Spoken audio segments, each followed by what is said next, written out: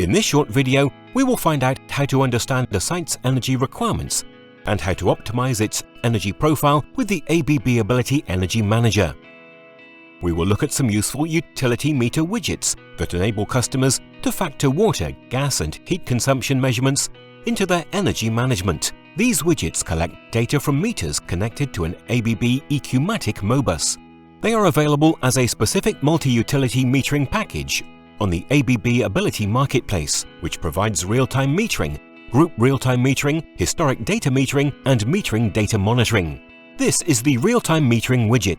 This enables users to monitor the real-time values of their water, gas, or heat meters for a specific connected asset. This is the Group Real-Time Metering widget, and this enables users to aggregate values into useful groups. The Historic Data widget is here. This enables users to check past consumption figures for water, gas, or heat meters.